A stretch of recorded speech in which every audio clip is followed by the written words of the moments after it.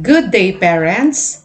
I'm teacher Maggie, and our wellness lesson for today is all about solid waste management. From trees, we get products like paper and wood for furniture. From plants and animals, we get food and cotton clothing. What items do you see here, and where do they come from?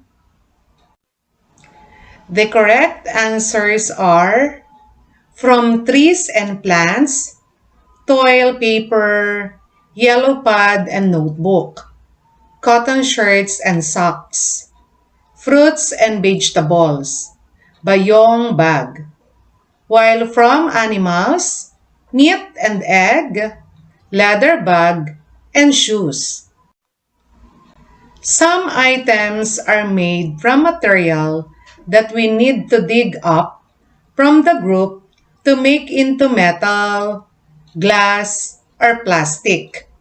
Can you name which of these items are made of metal, which are made of plastic, and which are made of glass? The correct answers are metal, aluminum can, nuts and bolts, spoon and fork, glass, drinking glass, jar, bowl, plastic, shampoo bottle, food container, spoon and fork. We need to be careful with the way we get natural resources from the environment to avoid problems such as pollution of land, water, and air, or the destruction of animals' homes. We also need to be responsible with how we use what we get from the environment. If we use up too many natural resources too quickly, we might not have enough in the future. And not only that, we have limited space to dump our waste. We must choose where and how we dump our waste so that we do not harm our health or our environment. Avoid waste. Think before you buy. Even before we buy a product, we need to think about how it will impact our environment. For example, we can ask ourselves, do I really need it? Is it important? We can also ask ourselves, instead of buying this new item, do I have something at home that I can use instead? Or maybe you can ask your family or friends if they are have that item. What are some examples of items you can ask your family and friends to allow you to use rather than buying a brand new item?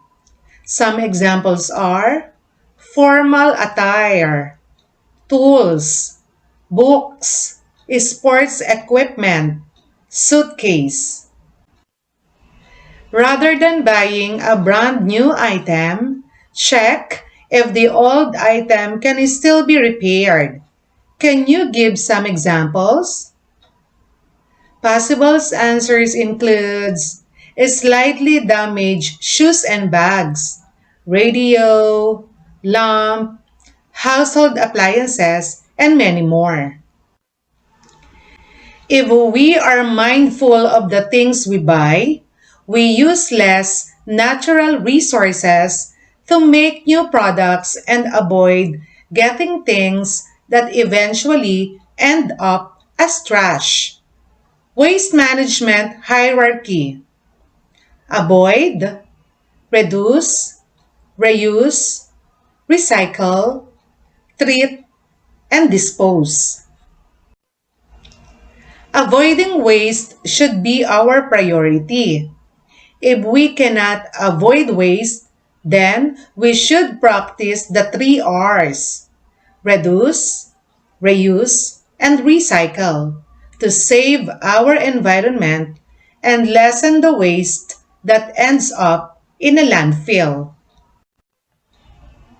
Reduce. One way we can save natural resources and protect our environment is to reduce the amount of waste we generate.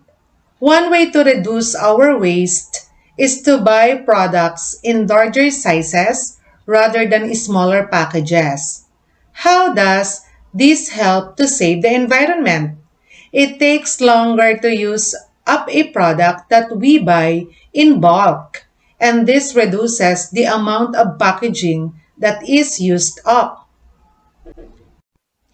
Another way to save the environment is to reuse items. We look for ways that items can be used over and over instead of just throwing them away.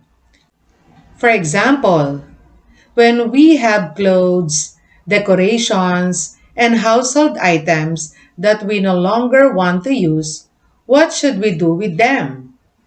We could donate them so that someone else can reuse these items instead of just throwing them away. Sometimes, reduce and reuse go together.